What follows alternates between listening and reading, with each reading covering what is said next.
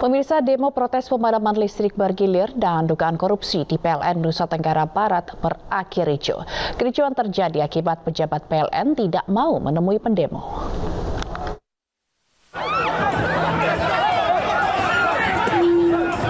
Aksi saling dorong terjadi saat pendemo yang terdiri dari mahasiswa merangsek masuk ke kantor unit induk wilayah PLN NTB siang tadi.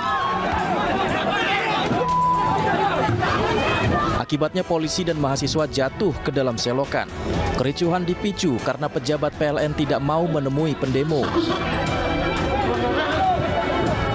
Dalam aksinya, mahasiswa menuntut pertanggungjawaban PLN Nusa Tenggara Barat terhadap seringnya pemadaman bergilir dan dugaan korupsi. Dari Mataram, Nusa Tenggara Barat, Hari Kasidi, iNews melaporkan. Pelaku pembacokan siswa SMK di Bogor 10 Maret lalu berhasil ditangkap polisi setelah buron 2 bulan. Pelaku ditangkap di Jogja dan diketahui sempat berpindah tempat beberapa kali untuk menghilangkan jejak.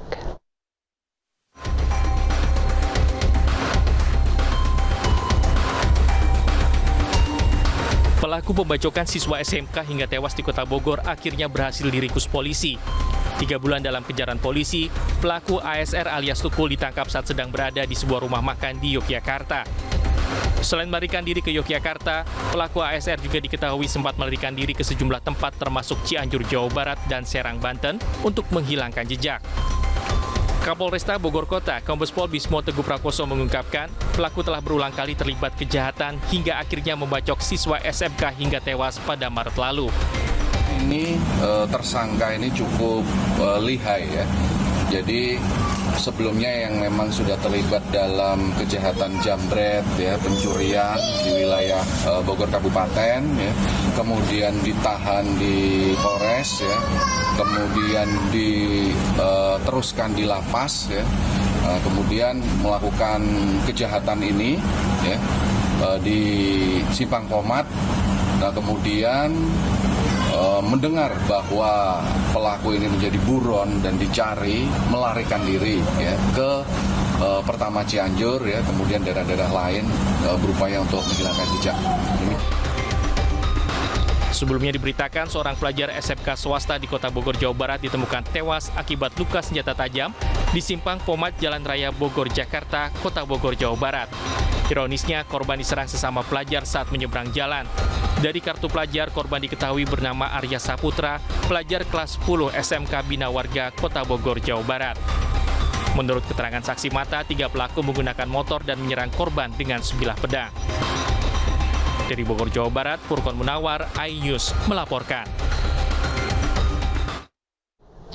Karena tidak tahan dengan ulah tetangganya terus melempari kotoran ke rumahnya selama 5 tahun, seorang warga Sidoarjo, Jawa Timur akhirnya melaporkan pelaku ke polisi. Pihak kepolisian akhirnya memanggil sejumlah saksi beserta pelaku dan meminta psikolog untuk memeriksa kejiwaan pelaku.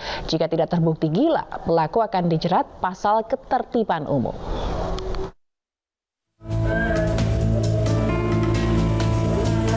Kepolisian dari sektor Sukodono, Sidoarjo, Jawa Timur telah memanggil sejumlah saksi dan pelaku untuk dimintai keterangan terkait adanya kasus pelemparan kotoran manusia dan sampah ke rumah tetangganya.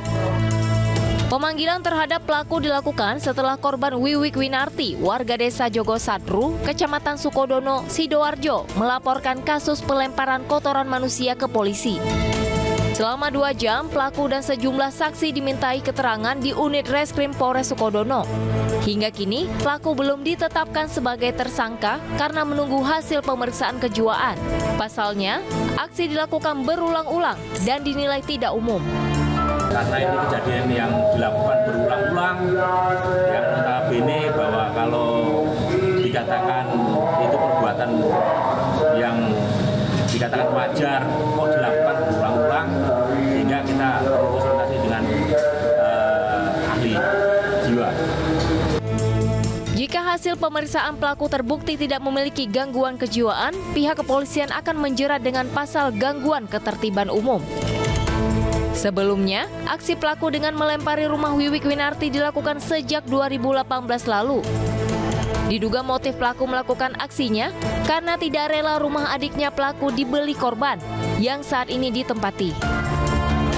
Tak hanya melempari dengan kotoran manusia, pelaku juga melempari rumah Wiwik Winarti dengan sampah maupun oli bekas.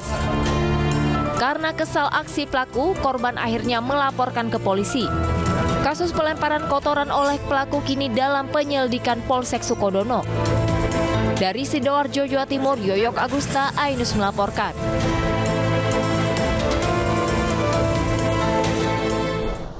Pemirsa, viral kasus yang menimpa Ade, korban ajakan staycation oleh atasannya, membuat Wakil Menteri Ketenagakerjaan menginvestigasi langsung ke perusahaan tempat korban bekerja. Wamenakar bertemu langsung pimpinan perusahaan dan meminta oknum terduga pelaku dinonaktifkan selama proses hukum berjalan.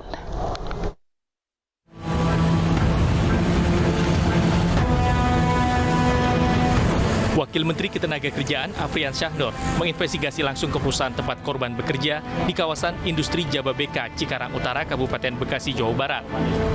Afrian Syahnur menemui langsung pimpinan PT KAO Indonesia tempat korban Ade bekerja. Dari sidak tersebut, Wamenaker mendapatkan informasi korban Ade berstatus karyawati outsourcing yang perekrutannya dipercayakan kepada PT Ikeda. Manajer PT Ikeda yang kerap mengajak korban untuk bertemu berdua di luar jam kerja, menurut Wamenaker hal tersebut sudah terindikasi mengarah kepada ajakan staycation agar korban bisa perpanjang kontrak kerja.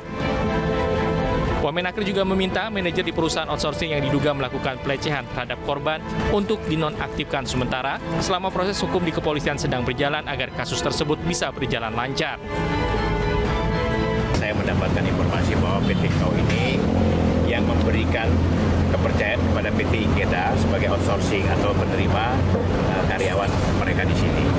Nah, PT Ikeda sendiri sudah diberi peringatan oleh PT KAO soal kasus yang sedang terjadi ini, dan PT KAO sendiri sudah meminta manajemen PT Ikeda untuk memberhentikan sementara oknum yang sudah melakukan pelanggaran tadi atau melakukan tindak yang tidak bermoral tadi untuk diberhentikan sementara sambil proses hukum berjalan.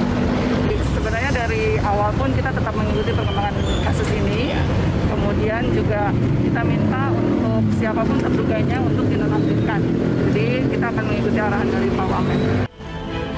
Wamenaker meminta untuk menindak tegas para oknum pelaku pelecehan seksual terhadap pekerja wanita agar kedepannya tidak lagi terjadi kasus serupa. Dari Kabupaten Bekasi, Jawa Barat, Didit Junaidi, iNews melaporkan. Truk bermuatan CPO masuk jurang sedalam 25 meter di Jalan Lintas Sumatera, Kabupaten Tapanuli Selatan, Sumatera Utara. Selengkapnya sesaat lagi.